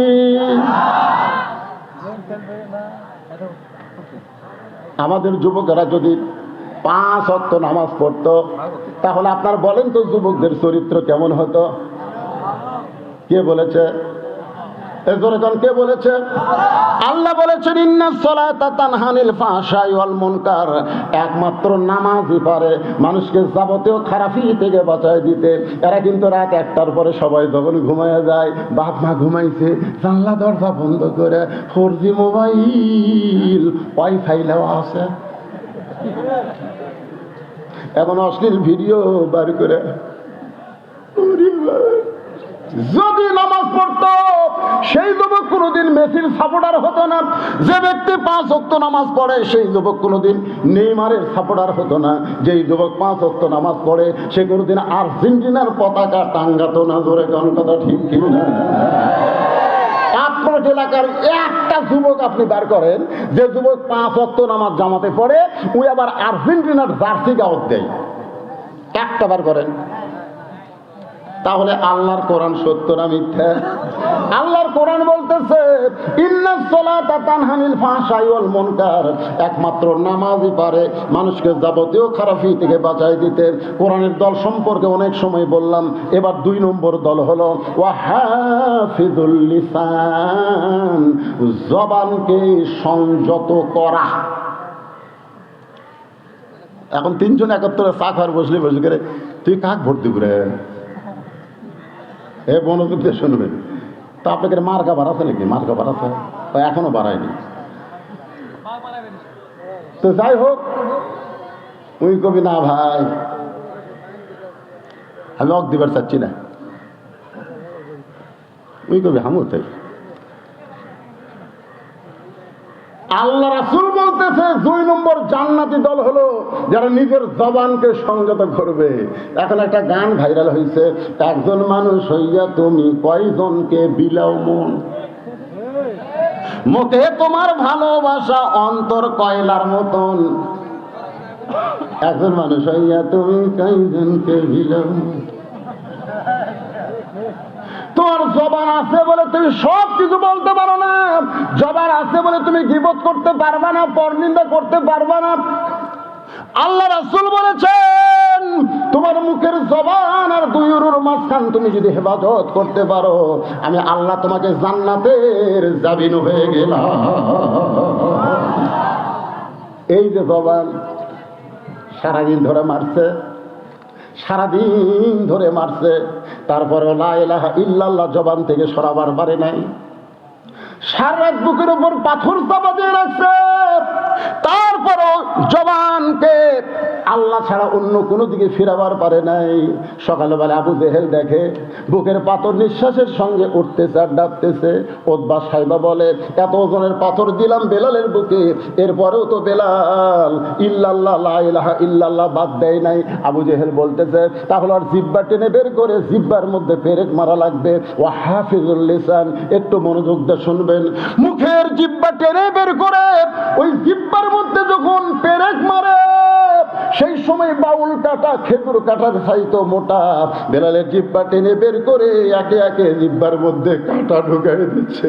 এরপর বেলালের জবান ইল্লাল্লাহ আল্লাহ তাহার জিকির করতেছে।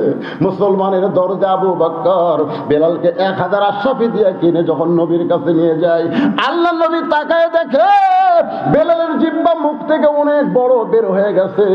নবী টেনে টেনে কাটাগুলো বের করে বেলালের জিব্বার আগায় একটা চুমা খায়। সঙ্গে সঙ্গে জিব্বাটা পূর্বের মতো হইয়া বেলালের মুখের মধ্যে যখন ঢুকে যায়, আল্লাহ নবী বলে, বেলাল রে, তোমার জন্য আল্লাহ কোরআনের আয়াত নাজিল করেছে। আল্লাহ বলেছেন, ইন্নাল্লাযীনা ক্বালু রাব্বুনাল্লাহু সুম্মা ইসতাকামু তাতানাজ্জালু আলাইহিমুল মালায়েকা আল্লা তাখাফু ওয়া লা তাহজানু ওয়া আবশিরু বিল জান্নাহ। বেলাল রে, দুনিয়া থেকে বিদায় নেওয়ার সাথে সাথে আল্লাহ তোমার জন্য 8টা জান্নাতের দরজা খুলে দিবে। বেলালের চোখ দিয়ে দর দর করে পানি পড়ে। রাসূল বলে, বেলাল সুবহানাল্লাহ কও। বেলাল কয়, হুজুর মরে গেলে আল্লাহ জান্নাত দিবে। এত কষ্ট করে জবানকে হেফাজত করলাম, ওই কাফেরদের কথা না শুনে আল্লাহর জিকির করলাম, এর বিনিময়ে কি আল্লাহ দুনিয়াতে আমারে কিছুই দিবে না? রাসূল বলে, বেলাল তুমি কি চাও? বেলাল বলে, গোপনে আল্লাহ জিকির করার পরে এত কষ্ট যারা আমাকে দিল, সে আল্লাহু আকবার জোরে জোরে আমি বলবার চাই। রাসূল বেলালের কপালে চুম্বন দিয়ে বলে, বেলাল রে, মক্কায় আল্লাহ জোরে বলার পরিবেশ নাই। যেদিন জোরে বলার পরিবেশ হবে সেই দিন সবার আগে তুমি আল্লাহু আকবার জোরে মুয়াজ্জিন হয়ে আযান দিবে। আজকে আমরা সেই জবানকে সাইজ করার জন্য একবার তাকবীর দেওয়া লাগবে। পারবেন ভাই? গলা খাকারি দেন। লিল্লাহি তাকবীর। এক সাইডে জোরে আপনার পারবেন না। এরা দেয়নি নাকি?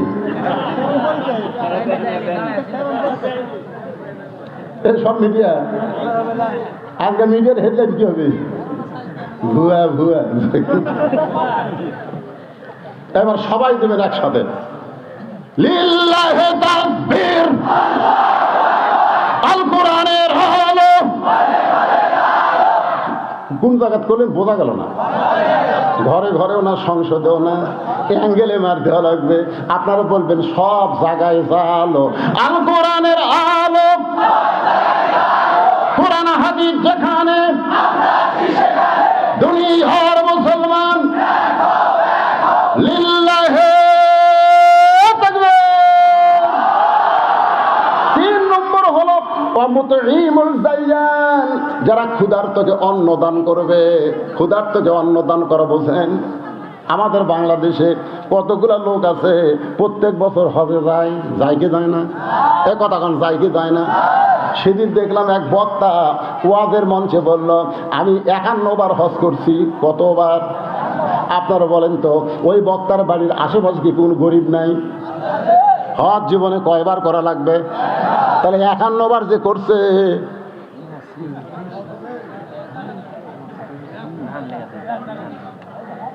এ হাসেন কেন?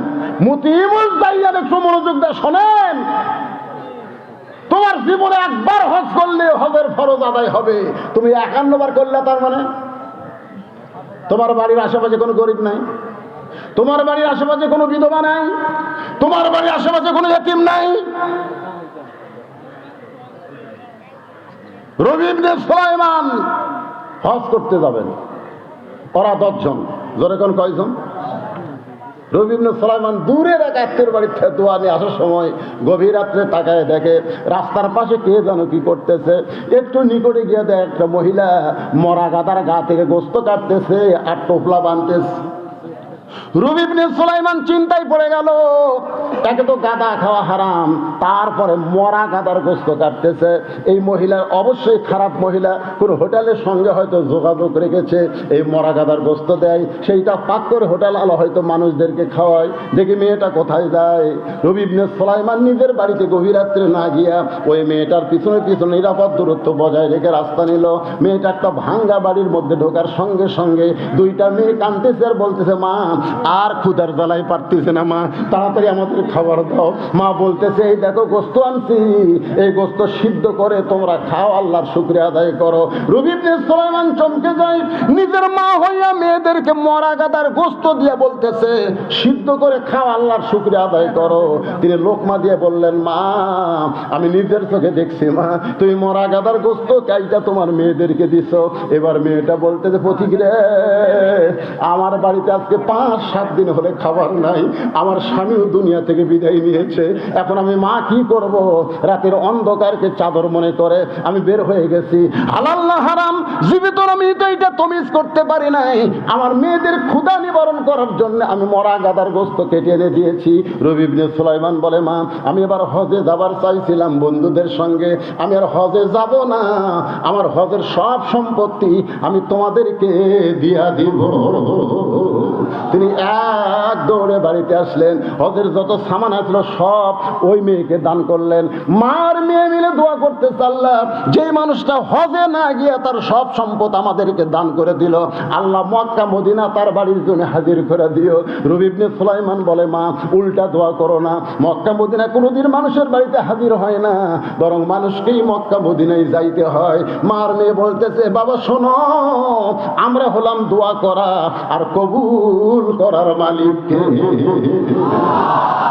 নির্দিষ্ট সময়ে ওই 9টা বন্ধু এসেছে, চলো বন্ধু হজে যাই। বলে, তোমরা যাও, এবার আমি যাবার পারবো না। সবাই বলতেছে, তুই না বহু লোককে বললি হজে যাব, তাহলে হজে কেন যাবি না? বলে, আমার অসুবিধা আছে ভাই, তোমরাই যাও। ওই 9 বন্ধু হজ করে হজের সমস্ত কাম শেষ করে রবি ইবনে সুলাইমানের বাড়ির দরজায় এসে ডাকতেছে, রবি ইবনে সুলাইমান দরজা খোল। রবি ইবনে সুলাইমান দরজা খুলে দেখে ওই 9টা বন্ধু তার দরজার সামনে দাঁড়ায়া। আল্লাহ রাসূল বলেছেন, তোমাদের এলাকার কোনো মানুষ হজ করে যখন তোমাদের এলাকায় ফেরত আসে, তুই মহব্বত নিয়ে ওই হাজির চোখের দিকে যদি তাকাও, ওই চোখ দিয়ে মক্কা মদিনা দেখে যে সব পাইছে সেই সওয়াব আল্লাহ তোমাকে দান করে দিবে। রবি ইবনে সুলাইমান বললেন, ভাই তোমরা হজ করে আইছো, আমি জানলে তোমাদের সঙ্গে দেখা করতাম। একজনের মাথায় একটা বিশাল টোপলা, এই টোপলালা বলতে তো মিথ্যাবাদী, হজে যাওয়ার আগে তোর কাছে আইছিলাম, তুই কইলি হজে যাব না, আবার হজ করতে যাই দেখি তুই আমাদের সামনে আল্লাহর ঘর তাওয়াফ করতেছিস। আমি বললাম, রবি ইবনে সুলাইমান রে, তুই না কইলি এবার হজ করতে যাব না, তাহলে আমাদের সামনে আল্লাহর ঘর তাওয়াফ করিস। তখন তুই বললি, ভাই এই টোপলা টানতে আমার একটু কষ্ট হয়, তুই একটু টোপলা ধর। আমি তোর টোপলা হাতে নিলাম, তুই ছাপা মারো ছাই করলি আমাদের সামনে সামনে। তোকে মক্কায় কয়েকবার দেখেছি, কিন্তু টোপলা দিবার পারলাম না। মনের আগে গেলাম মদিনায়, মদিনায় গিয়ে দেখি রাসূলের রওজার পাশে দাঁড়ায়া তুই আল্লাহর নবীর সালাম দিচ্ছিস। আমরা টোপলা তোকে দিবার চাইলাম, কিন্তু তুই যেন কোথায় হারিয়ে গেলি রে মিথ্যাবাদী। একসঙ্গে হজে যাবার চাইছিলাম, একসঙ্গে গেলি না, তাওয়াফ করার সময় আমার টোপলা দিলি। আমরা 9টা বন্ধু কয়েকবার তোকে দেখলাম, আমাদের দেখা দিলি, কিন্তু আমাদের সঙ্গে না এসে আগেই বাড়িতে এসে দরজা বন্ধ করে দিছিস। তোর টোপলা তুই নে, তুই হলি মিথ্যাবাদী, তুই মুনাফিক। 9টা বন্ধু টোপলা দিয়ে যখন চইলা যায়, রবি ইবনে সুলাইমান টোপলা নিয়ে কান্দে আর বলে, আল্লাহ আমি তো হজে যাইনি, আল্লাহ আমি তো হজে যাইনি। আমার বন্ধুরা কেমন করে এমন কথা বলতেছে, এইটা কিসের টোপলা গো আল্লাহ? আমার মুনাফিক মিথ্যাবাদী বলে গেল, আমি জীবনে এমন কি অপরাধ করলাম গো আল্লাহ? কাঁদতে কাঁদতে যখন বেহুশ হয়ে পড়ে যায়, এমন সময় আল্লাহর নবী রবি ইবনে সুলাইমানের মাথায় হাত দিয়ে বলে, রে রবি ইবনে সুলাইমান কান্দিস না, ওই অনাথ এতিমকে তোর হজের সমুদয় সম্পদ দান করার কারণে একজন ফেরেশতাকে তোর চেহারায় রবি ইবনে সুলাইমান বানায়া আল্লাহ তোর নামে হজ করায় আনিছে। রবি ইবনে সুলাইমান বলে, রাসূলুল্লাহ বুঝতে পারলাম আল্লাহ তাআলা একজন ফেরেশতাকে দিয়ে আমার নামে হজ করায় নিছে, আপনার রওজা জিয়ারত করায় নিছে। কিন্তু এক বন্ধু এই যে টোপলা দিয়ে গেল, এইটা কিসের টোপলা গো নবী জানতে চাই। সঙ্গে সঙ্গে নবী কোরআনের আয়াত তেলাওয়াত করলেন, ওয়ামা তুনফিকু মিন শাইইন ফি সাবিলিল্লাহি ওয়াফা ইলাইকুম ওয়া আনতুম লা তুজলামুন। আয়াত দিয়া নবী বুঝাই দিলেন টোপলার খবর, আয়াত দিয়ে বুঝাই দিলেন বাজান গমতে ইমুল জাইয়ান, ক্ষুধার থেকে অন্ন দান করার দরকার আছে না নাই? যারা ক্ষুধার থেকে অন্ন দান করে তাহলে তারা তাদের জন্য আল্লাহর জান্নাত আশা করে আছে। 3 নম্বর 4 নম্বর হলো মুকসিল উরিয়ান, যারা বস্ত্রহীনদেরকে বস্ত্র দান করে। এই যে কঠিন শীতের মধ্যে বস্ত্রহীনদেরকে যারা বস্ত্র দান করে আল্লাহর জান্নাত তাদের জন্য আশা করে আছে। আর 5 নম্বর হলো ওমান সাল্লি আলা হাবিবির রহমান, নেকির চাইতে পাপ বেশি। ধাক্কায়া ধাক্কায়া জাহান্নামের ফেরেশতারা যখন জাহান্নামে নিয়ে যাবে, ওই সময় আমাদের নবী আমাদের সামনে দাঁড়িয়ে যাবে। ফেরেশতারা বলবে দাঁড়ায় লাভ নাই, নেকির চাইতে পাপ বেশি, আল্লাহ হুকুম করছে জাহান্নামে। আল্লাহ নবী কিছুই বলবেন না। ফেরেশতা জিবরাইল এসে সালাম দিয়ে বলবেন, ইয়া রাসূলুল্লাহ, এর সামনে দাঁড়ায় কি করবেন, এর নেকির চাইতে পাপ বেশি। এ কারণে আল্লাহ জাহান্নামে ঘোষণা করছে। আল্লাহ রাসূল তখন বলবেন, জিবরাইল, আল্লাহ হাকিম হয়ে আমার উম্মতকে আসামি বানায় বিচার করেছে, আমি নবী উকিল সেখানে ছিলাম না। এই বিচার আল্লাহ করতে পারে, কিন্তু আমি নবী এই বিচার মানি না। আল্লাহ বলবে, জিবরাইল নবীকে বলো তার আপিলকে আমি গ্রহণ করলাম। আমাদেরকে আবার নিয়ে যাওয়া হয় মিজানের কাছে, নেকের পাপ ওজন করে দেখা যাবে নেকির চাইতে পাপ বেশি। আল্লাহ বলবেন, হাবিব দেখেন নেকির চাইতে পাপ বেশি, এখন কি উপায়? সঙ্গে সঙ্গে নবী, আমরা যে নবীর প্রতি দরুদ শরীফ পড়ি, এই দরুদ কিন্তু আমাদের আমল নামাও নাই, আল্লাহর কাছেও নাই। এই দরুদ চলে গেছে মদিনায়, সেই দরুদগুলো নেকির পাল্লায় দেওয়া হবে, সঙ্গে সঙ্গে নেকির পাল্লার ওজন বেশি হবে। এখন ওই টোপলার মধ্যে কি আছে, গুরুত্বপূর্ণ খবর কি আপনারা শুনতে চান? কারা কারা শুনবেন? একটু আল্লাহ খাত দেখেন তো দেখি। লিল্লাহি তাকবীর। আয়াতটা আরেকবার কই, তারপরে টোপলার খবর দিচ্ছি। ওমা তুনফিকু মিন শাইইন ফি সাবিলিল্লাহি ওয়াফা ইলাইকুম ওয়া আনতুম লা তুজলামুন। কেরে ওদিকে কথা বলে কেরে, ও যে একটা পুচকে সওয়াল দেখছেন, এত রাত চেতন আছে বারে এরা তাকে যায়নি স্যার, এরা সিজার করা খেয়ে গেছে। আমার গ্রাম সম্পর্কে ভাবির ছেলে খালি কান্দে, হুজুর আমি আয়াতুল কুরসি দোয়া দরুদ যা আছে ভাই পুরা ফুঁক দিলাম, বাড়ির জায়গায় হুজুর আরো কান্দে। আমি সূরা ফাতিহা 21 বার পড়ে পানি ফুঁক দিয়ে বললাম এটা 3 বার খাওয়ান তো। খাওয়ানোর পরে কয় হুজুর আরো কান্দে। শেষ পর্যন্ত ওই মেয়েটা আমাকে কইল, হুজুর এখন আর দোয়া দরুদের দাম নাই হুজুর। আমি মনে খুবই কষ্ট, 2-3-5 পরে বললাম, তোমার ছেলেকে এখনো ওই রকম কান্দে কেন? না হুজুর আর কান্দেই না। বন্ধ হলো কেমনি? কারণ বাপ একটা মোবাইল কিনে দিচ্ছে, যখনই কান্দে চালু করে দিই আর আমি তখন বললাম, তুমি সত্যি করে কও তো তোমার সন্তান কি নর্মালে হচ্ছে না পেট কাটা হচ্ছে? তখন কে না হুজুর নর্মালে হয়নি, পেট কাটা। তো পেট কাটা সন্তান তো এরকম হবে, কারণ জন্মের আগে ওরকম বার করতে। ভাই রে শোনেন, নর্মালে প্রত্যেকটা মায়ের বাচ্চা হবে। আজ থেকে 20 বছর আগে সিজার আসলো, আপনারা কথা কন না কেন? তার বয়স 22 বছর, ওই সিজার। আমার দাদি কসে তো টাইনে বাইর করতে তোর মাথা লম্বা হয়ে গেছিল রে, পরে মাথা থাবে থাবে আমরা গোল করছি। শোনেন, নর্মালে সব বাচ্চাই হবে, সব বাচ্চাই নর্মালে হবে, কিন্তু কতগুলো মায়ের ধৈর্য কম, কান্দে। তোর স্বামী নিয়ে যায় ডাক্তারের কাছে, ডাক্তার পরীক্ষা করে দেখে যে নর্মালি হবে 2 দিন পর, কিন্তু ডাক্তারের টাকার দরকার। ডাক্তার বলতেছে পানি শুকা গেছে, একটু বেঁকা হয়ে আছে।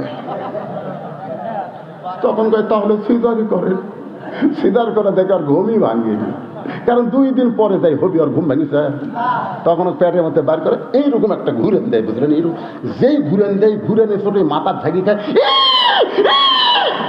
ওই যে ঝাঁকি খাওয়া খাচ্ছে ভাই, এখন মোবাইল ছাড়ার ভাত খায় না। ধরে কোন কথা ঠিক না? এখন রাত বাজতেছে তো 5 মিনিট কমে একটা, তাও ওই পুষতে ঘুরতেছে। তুই ওই কি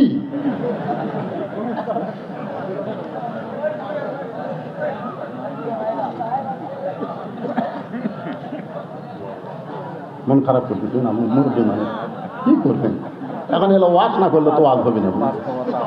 ঠিক আছে, আপনারা সবাই শুনবেন টোপলার মধ্যে কি আছে। আল্লাহ নবী কোরআনের আয়াত তেলাওয়াত করে রবি ইবনে সুলাইমানকে শুনাইলেন। সবাই কিন্তু শুনবার চাচ্ছেন।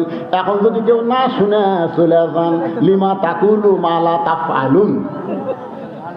আল্লাহ কোরআনে বলছে মুখের কথার সাথে কামের মিল না থাকলে টাটকা মুনাফিক।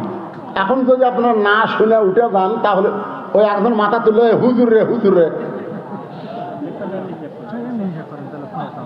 আমি এই নবীর মাদ্রাসার জন্য, শোনেন, এই নবীর এতিম মাদ্রাসার জন্য যাদের বাপ মা কবরে গেছে, বাপ মা যাদের কবরে শুয়ে আছে, সেই বাপ মার কবরকে জান্নাত বানানোর জন্য এই মাদ্রাসায় একটা কোরআন শরীফ দান করা লাগবে। একটা কোরআন শরীফ মাত্র 500 টাকা। এরকম 100 জন আল্লাহর বান্দা আজকের এই মাহফিলে চাই। বাপমার কবরকে জান্নাত বানানোর জন্য কোন আল্লাহর পাগল আছেন? সর্বোত্তম নবীর মাদ্রাসায় একটা কোরআন শরীফ বাবদ 500 টাকা দেবেন। আপনি 500 টাকা দেওয়া মাত্রই একটা কোরআন দানের সওয়াব আল্লাহ আপনার বাপমার কবরে দিয়ে দিবে। ভাইজান একটু লগত লাগবে ভাই। নাই লগত নাই? আচ্ছা আপনারা দিবেন, কিন্তু লগত একটু কেউ আছেন নাকি? লগত দেখেন দেখেন লগত শুরু হয়ে গেছে। এই মাশাআল্লাহ, দেখেন 100টা হতে কতক্ষণ লাগে, কিভাবে চলে যাচ্ছে রে। আল্লাহ তোমার মায়ের জন্য দোয়া চাইয়া আর একজন আল্লাহর বান্দা, কিছুই না, একটা কোরআন শরীফ সবচাইতে বড় দান। নবীর মাদ্রাসা একটা কোরআন, টাকা ঠিক হয়ে যাবে ইনশাআল্লাহ। আর একটা কোরআন শরীফ বাবা 500 টাকা দান করছে। আল্লাহ দান কবুল করেন। টেস্ট এমন ভাবে করছে যে হাতত পাওয়া যায়, কেন এটা টেস্ট হলে যাত্রার মঞ্চ হতে রে। এমন ভাবে বক্তার হাত, তার হাত, দুটো হাত একটি হচ্ছে না। এটা কি সিজার করা লাগবে? সিজার করা লাগবে।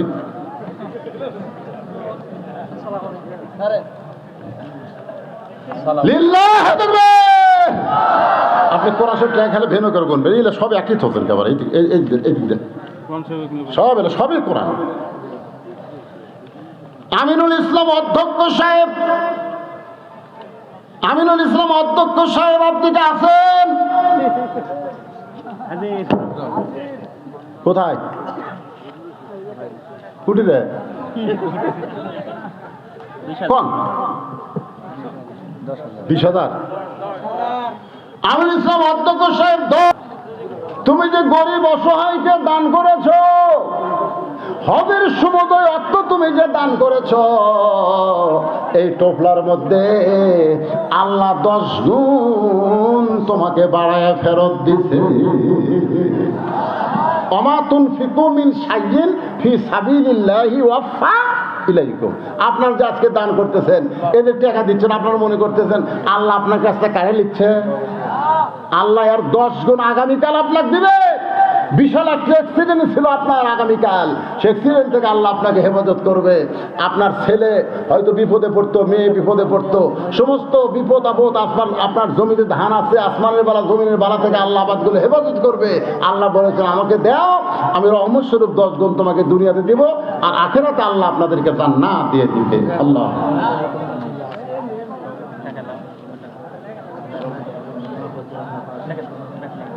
আপনি এখনো দেননি ভাই? দিছেন? দিছেন না? অনেকে দান প্রকাশ করে না। সভাপতির ছেলে মেজর, সভাপতি সাহেবের ছেলে মেজর। ছেলে মেজর হলে বাবু কি করে আল্লাহ জানে।